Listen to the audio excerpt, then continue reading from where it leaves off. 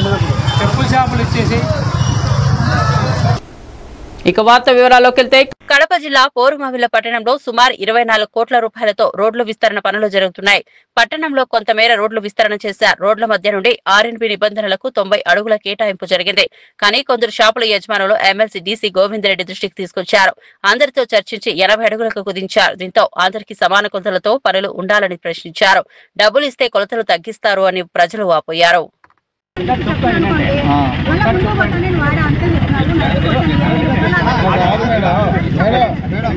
ఆ సమస్య మేము క్లియర్ చేస్తాం మీడియా వాళ్ళము. ఎందుకంటే 50 కలిపి ఒక ఎన్ని అడుగులు కాలువ తీస్తారు అది చెప్పండి మాకు అనేది. మాకు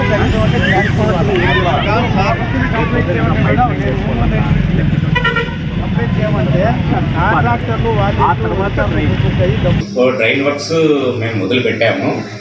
ఆ డ్రైన్ వర్క్స్కి కూడా మా మీద అభియోగాలు వస్తున్నాయి. అంటే ఒక చోట ఎక్కువ ఒక చోట తక్కువ అని. కానీ మాకి ఈ తహసీల్దార్ గారు అండ్ మండల్ సర్వేయర్ గారు మాకి రోడ్డు కొలతలు ఇవ్వడం జరిగింది. దాని ప్రకారంగానే మేము కొలతలు తీసుకుంటా డ్రైన్ వర్క్ చేయబోతున్నాము. అది కొన్ని చోట్ల వాళ్ళు రెవెన్యూ వాళ్ళు ఇచ్చిన దాని ప్రకారంగా కొన్ని చోట్ల 70 అడుగులు వస్తుంది, కొన్ని చోట్ల 65 అడుగులు వస్తుంది, కొన్ని చోట్ల 80 అడుగులు వస్తుంది. కానీ మీరంతా ఇప్పుడు 80 అడుగులు అని అడుగుతున్నారు. కానీ యాజ్ పర్ ఎంక్రోచ్మెంట్ యాక్ట్ ప్రకారంగా మనం ఉన్న ల్యాండ్ కంటే ఎక్కువ తీసుకోవాలంటే వాళ్ళ కాంపెన్సేషన్ ఇవ్వాలి. ఇవ్వని లేని పరిస్థితుల్లో మన ఆర్ఎన్బి ల్యాండ్ ఎంతవరకు ఉందో అంతవరకే చేయగలం. అదే పని ఇప్పుడు మేము డ్రైన్ వర్క్ చేయబోతున్నాం టౌన్లో.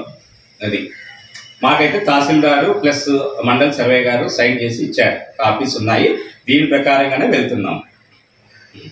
ఉండే ప్రస్తుతం కాంట్రాక్ట్ అట్లా చేయకుండా కొన్ని అవతవకలు చెబుతున్నాడు సార్. అది మా దృష్టికి వచ్చింది. వీడియో కూడా మేము చూపించినాం.